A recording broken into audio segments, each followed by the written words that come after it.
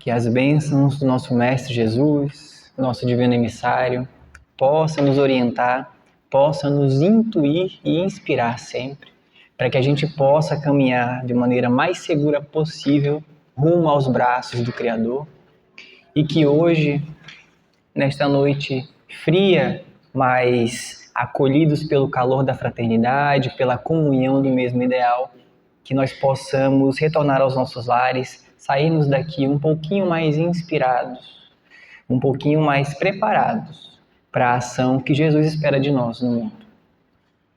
Hoje nós vamos conversar um pouquinho, vamos refletir em torno do Evangelho de nosso Mestre Jesus.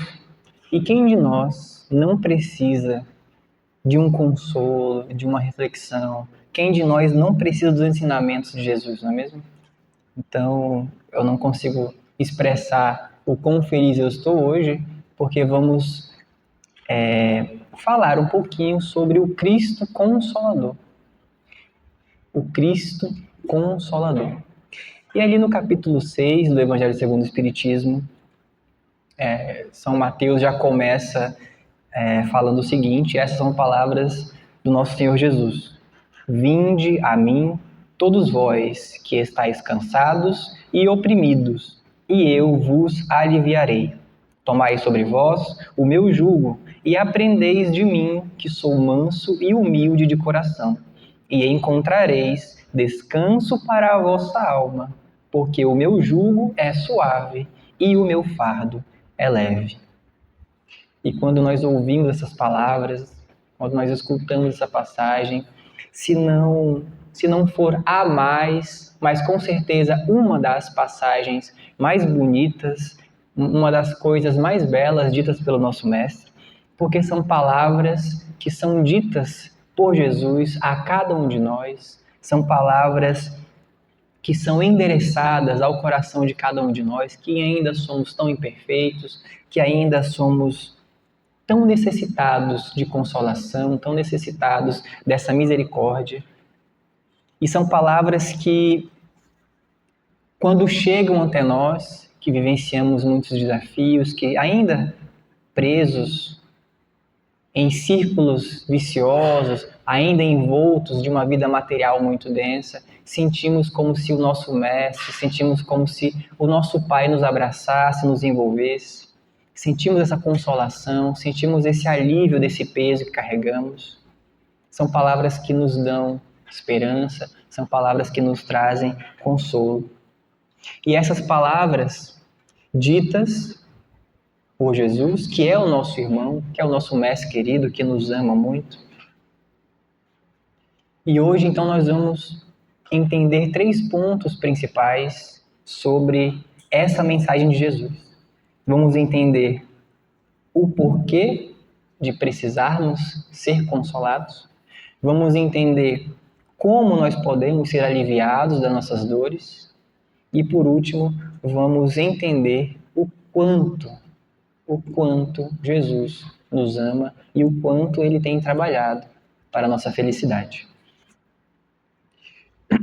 Então, essas são palavras de Jesus, nosso irmão mais velho, nosso guia e modelo, como assevera Kardec e os Espíritos, o Espírito mais perfeito que já passou pela Terra, o nosso diretor planetário. E são palavras que, quando nos chegam, vindas de um irmão mais velho mesmo, alguém que já passou por tudo que a gente está passando, soam como: venham a mim, irmãos queridos, irmãos pequenos, porque eu vos amo, acreditem em mim, ouçam a minha voz, entreguem-se aos meus ensinamentos, entreguem-se às minhas palavras, porque elas são verdadeiras, são palavras ditas por Deus por meu intermédio. Entreguem-se às minhas ideias e encontrarão o consolo para as vossas almas. E um fato interessante é que Jesus se dirige primariamente para aquelas pessoas que estão aflitas. Vinde a mim, vós que estáis cansados, sobrecarregados, vós que sois aflitos. E ele faz isso porque ele sabia que já naquela época, como agora, nos encontramos em expiações e provas. Nos encontramos em dificuldades. Toda a humanidade é aflita. Toda a humanidade está passando por momentos de provações, por momentos de dificuldade. E Jesus tinha plena consciência que é justamente no momento de dificuldade, que é justamente nos momentos mais difíceis das nossas vidas, que nós podemos melhor compreender e aceitar as palavras de Jesus. Que nós podemos abrir melhor o nosso coração para aceitar e entender a mensagem da Boa Nova. Então, quando Jesus se dirige aos aflitos, ele se dirige a todos nós. Ele sabe que talvez esse seja o melhor momento para ser ouvido. Quando Levi propõe a Jesus menosprezar a ajuda dos mais humildes, dos mais aflitos, Jesus nos educa a todos nós falando que não, Levi. Imprescindível é que aceitemos a ajuda dos mais oprimidos. Porque aqueles que são vitoriosos, materialmente falando, aqueles que não têm problemas, quando as coisas fluem conforme a gente quer, muitas vezes nós acabamos menosprezando as coisas espirituais. Nós não temos problemas, não temos aflições terrenas, mas são nos aflitos que o Evangelho vai encontrar os braços mais dispostos. São entre os aflitos, entre nós que sofremos, que a Boa Nova vai florescer, porque é no nosso coração, no coração de quem sofre, que Deus planta a semente do Evangelho e é a terra fértil onde ela irá florescer. Então ele já sabia. Jesus, ao falar isso, ao falar, vinde a mim, vós que sois aflitos, ele estava escolhendo o momento mais propício para que pudéssemos verdadeiramente abrir o nosso coração para aceitar as verdades do alto. E aí vocês podem se perguntar, mas como ele nos aliviará? Como se dará esse alívio? Porque ele disse, eu vos aliviarei. Como será esse alívio que Jesus irá nos dar? Como que funcionará isso? Então, esse alívio que Jesus nos promete, trata-se de uma melhor compreensão das leis de Deus, um melhor entendimento e uma melhor aceitação das leis divinas. Porque quando nós nos colocamos de maneira a compreender, a aceitar e a viver as leis divinas conforme o nosso Mestre nos propõe, certamente seremos aliviados. Quando finalmente conhecermos que nós nascemos para ser felizes, não nascemos para sofrer. Quando entendermos que o nosso futuro é a perfeição, estamos em um caminho, em uma jornada evolutiva de volta aos braços de Deus, rumo à nossa perfeição. Quando nós entendermos que o progresso, ele é um determinismo, não há como escapar. Amanhã precisaremos e seremos melhores do que hoje. Quando entendermos que há um Deus soberanamente bom e justo, que não nos desampara, não nos desassiste, que é um Deus bom, um Deus que faz a semente germinar, o Deus que eleva as ondas, o Deus que faz os astros girarem no universo e o Deus que sustenta as forças da natureza. E esse Deus nos ama muito. Entenderemos que as dificuldades, que os momentos de provação, que os testes, que as doenças, os empecilhos acontecem porque precisam acontecer. Porque são, na verdade, sagradas oportunidades para o nosso crescimento.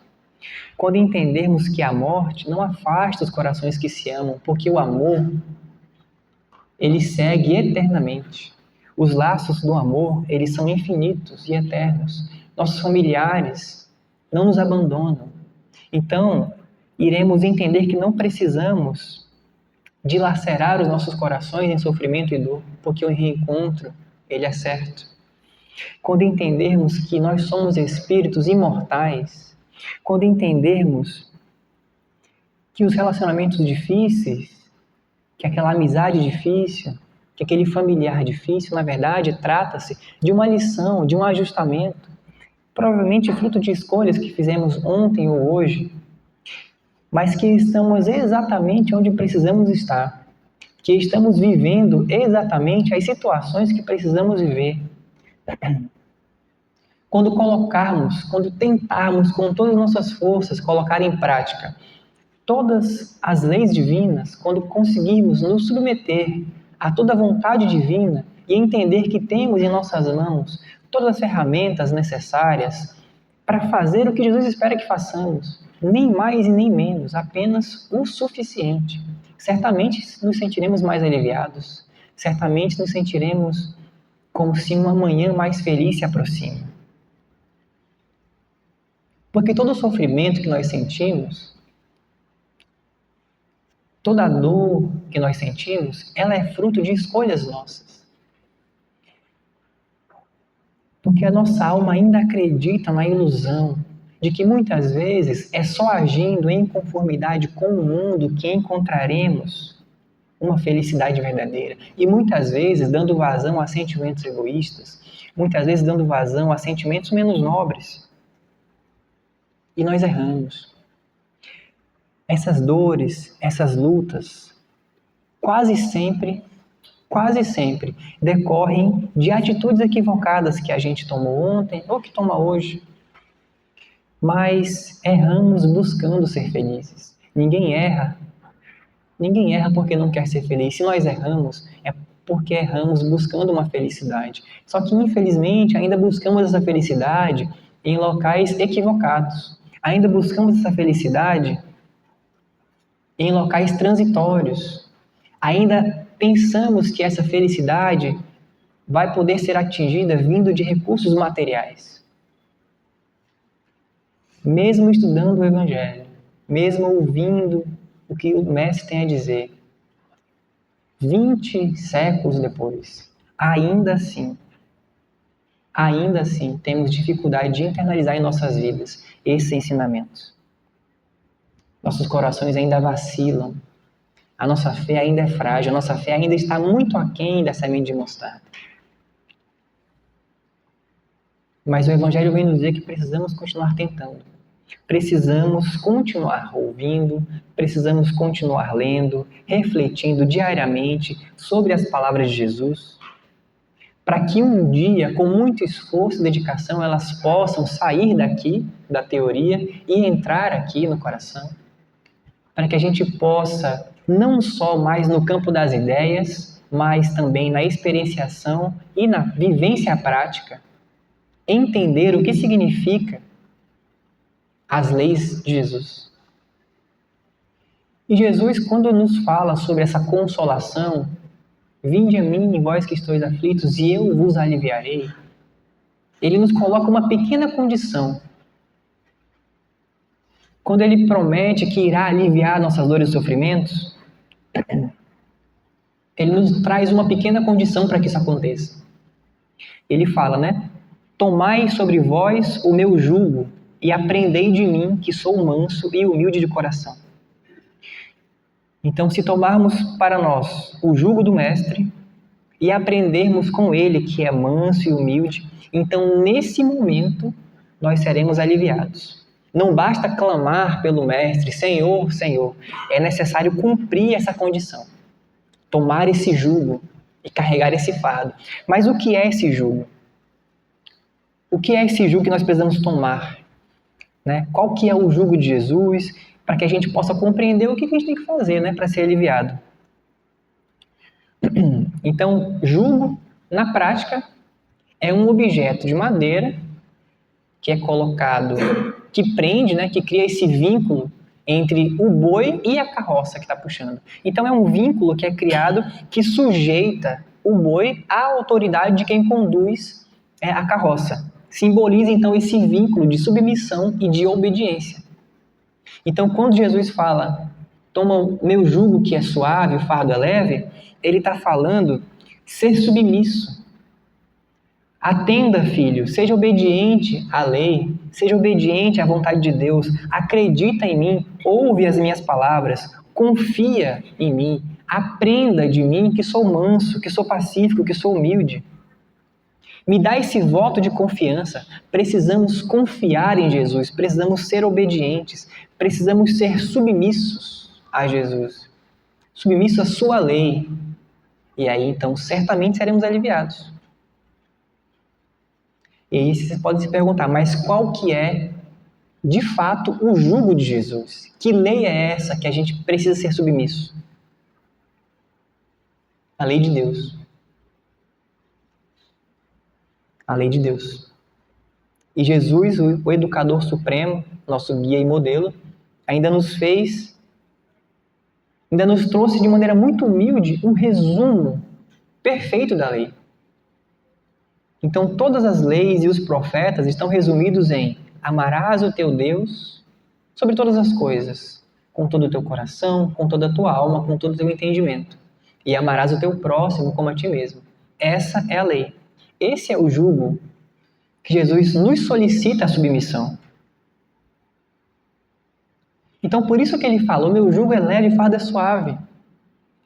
Porque o que ele nos pede é que nós nos amemos uns aos outros.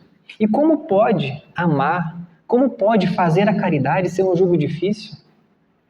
Como pode ser caridoso algo que na verdade nos traz leveza de espírito, algo que nos traz felicidade, que tira definitivamente a dor dos nossos corações, que ainda nos acompanha, alivia o peso de todos aqueles que sofrem, o peso de todos aqueles que choram, de todos aqueles que perderam amores, o peso de todos aqueles que sofrem em uma cama de hospital adoecidos, que estão limitados.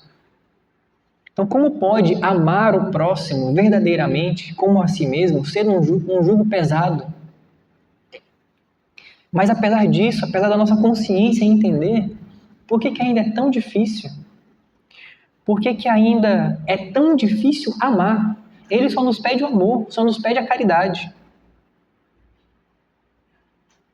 Será que nos falta fé? Será que nos falta confiança? Será que nos falta acreditar? Será que a gente ainda não acredita de fato? Ou se acredita, será que estamos vivendo como quem acredita no que Jesus nos falou? Será que a nossa fé ainda está tão distante assim? O importante é que um dia, certamente, alcançaremos essa fé. A fé que nos torna capaz de testemunhar o amor de Deus. A fé que certamente não vai ser adquirida de hoje para amanhã, mas que um dia iremos alcançar, e até lá precisamos diariamente tentar com muito afinco, orar, vigiar, estudar, meditar, refletir sobre tudo que ensinou Jesus. E um dia certamente alcançaremos essa fé. Mas isso não quer dizer que seremos infalíveis nesse processo. Não quer dizer que, eventualmente, enquanto a gente tenta, não estaremos suscetíveis a fraquejar, a cair, a errar. Mas quer dizer que, quando isso acontecer, nós iremos nos recompor e continuar. Quer dizer que nós não iremos parar, não iremos desistir. Quer dizer que, por mais difícil que possa estar a caminhada, não iremos retroceder jamais. Por mais que às vezes seja necessário, né? Dar uma respirada, parar um pouquinho, tomar aquela água da fonte viva do Senhor. Porque esse caminho de fé, esse caminho de esperança e de consolação, ele é construído diariamente. É uma construção diária, não é de um dia para o outro que a gente vai adquirir. Esse vínculo de obediência, esse vínculo de submissão, ele é fundamental porque ele faz com que nós, que somos sofredores, que somos aflitos, que estamos em expiações e provas, voltemos nossa atenção para o Criador. A nossa amiga Ivone do Amaral Pereira, no livro A Luz do Consolador, no capítulo Convite ao Estudo, também fala sobre esse jugo, e ela fala o seguinte, nas palavras da autora: o jugo a que Jesus se reporta é justamente a sua doutrina, o conhecimento e a prática das regras de bem viver, expostos no Sermão da Montanha e na revelação espírita. É a prática do amor, os deveres da caridade, a consciência dos princípios das leis eternas e a sua observância possível divulgadas no alto do Sinai. É por isso que o jugo de Jesus é tão suave, é por isso que o fardo é tão leve, porque ele nos pede unicamente o amor e a caridade. Ele nos pede unicamente a compaixão, a indulgência, o perdão. Então o jugo de Jesus, ele é sempre benéfico. E nós precisamos então trabalhar esse potencial divino que tem dentro de nós, encontrar esse Cristo que tem dentro de nós. e permitir com que ele nasça verdadeiramente em nossos corações, na manjedoura dos nossos corações. A gente precisa buscar essa centelha de espírito puro, ansiando por desabrochar, de maneira constante. Precisamos exercitar essas potências da alma de maneira constante.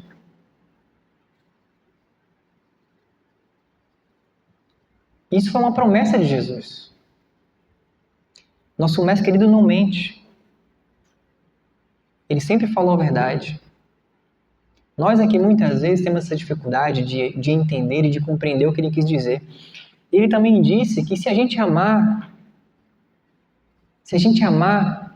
a gente vai guardar os mandamentos dele. E ele vai pedir ao Pai que mande o Consolador. E mais uma vez ele cumpre a sua promessa. Então, para nós que estamos aqui hoje reunidos, esse Consolador prometido é a nossa divina doutrina, que vem lembrar muitas coisas que Jesus disse e que vem falar mais sobre o que ele ainda não pôde dizer, porque quando ele veio estávamos ainda muito cegos, muito infantilizados, mas que hoje, um pouco mais instruídos, um pouco mais intelectualizados, um pouco mais evangelizados, estamos mais prontos para entender essas verdades. Porque ele sabia que mesmo após 2000 anos da sua vinda, ainda estaríamos precisando desse Consolador, ainda estaríamos em situação de aflição. Precisaríamos de um apóstolo que nos relembraria tudo o que ele veio ensinar. Então essas promessas que o nosso mestre nos faz, ele sempre cumpre. E nesse mesmo capítulo do Evangelho, o Espírito de verdade que vem da parte de Jesus nos falar: venho como outrora aos desviados filhos de Israel, trazer-vos a verdade e dissipar as trevas. Escutai-me. O Espiritismo, como fez antigamente a minha palavra, tende lembrar aos incrédulos que acima deles reina a imutável verdade. Revelei a doutrina divinal, que como ceifeiro reunia em feixes o bem esparso no seio da humanidade, e disse: vinde a mim, todos vós que sofreis. Então, como não se emocionar com palavras tão bonitas? O nosso mestre falando: vem o Espiritismo relembrar o que a minha palavra fez há 2000 anos atrás. Explicar o que ainda não foi entendido. Erguer o véu que propositalmente foi deixado sobre algumas coisas. E apesar de tudo isso, ainda a nossa dificuldade de aceitar, de amar, de pôr em prática esse ensinamento tão simples. Mas não importa. Não importa porque, apesar da dureza dos nossos corações, Jesus nunca irá nos abandonar. Ele sempre estará conosco. Porque ele já passou por isso. Porque assim como nós, ele também foi criado, simples e ignorante, e teve que trilhar esse caminho de evolução até as mãos do Criador. Talvez em linha muito mais reta que a nossa, talvez mais rápido, né? Mas ele também passou por tudo isso. Ele sabe, já esteve na nossa posição. Ele sabe o quanto que a dor que a gente sente dói, o quanto a aflição que a gente sente machuca. E é por isso que a sua autoridade é ainda maior, porque ele fala: filho, eu já estive aí. Escuta a minha voz, eu sei o caminho. Submeta-se à vontade de Deus. Siga, trilhe o caminho planejado para você trilhar. Eu jamais vou largar a sua mão.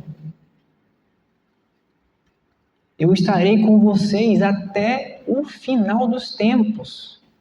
Escuta a minha voz, vem até mim, escuta as minhas palavras.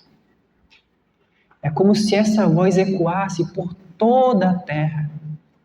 Esse chamado constante de Jesus que nos fala: vem até mim, vem até mim, vem até mim. Mas Emmanuel nos fala que esse chamado, muitas vezes, ele é abafado pelo ruído que a matéria ainda tem sobre nós. Então, ainda muito preocupados com as questões materiais, com as questões mais efêmeras, ouvimos outros chamados ruidentos e esquecemos de ouvir o chamado mais importante, que é o de Jesus. Mas quando nós acalmamos o nosso coração, e geralmente quando estamos sofrendo muito, no momento de dor e escuridão e trevas, o nosso coração sintoniza na voz do Mestre. E a gente passa a escutar. E todo espírito menos rude recebe um chamado pessoal de Jesus para a ação do bem. Pessoal. A mensagem pode diferir, mas o teor é sempre o mesmo. É sempre o chamado para a ação do bem. E é um chamado individual, porque Jesus não pesca em rede, ele pesca na vara, de um por um. Individualmente ele nos chama. Então o Espiritismo vem não com a missão de eliminar e exterminar outras religiões, não, jamais. Muito pelo contrário. Ele vem com o intuito de aprimorar a nossa relação com Deus, independente do contexto que viemos nos encontrar. Ele vem nos esclarecer o que nos diz Jesus, ele vem descortinar verdades universais que há muitos e muitos e muitos anos trazemos dentro do nosso ser, mas que agora precisam ser externados. Como diz Kardec, a lei divina sempre esteve na nossa consciência, mas a gente esqueceu, menosprezou. Então vem o Consolador nos fazer lembrar qual que é o sentido da nossa vida, qual que é o objetivo da nossa existência. É como Jesus, presencialmente, aqui é nos chamar mais uma vez: vinde a mim. Abandonem as redes e venham a mim, que eu levarei vocês pelo caminho que devem seguir. Eu aliviarei as dores, trarei o consolo e renovarei as forças.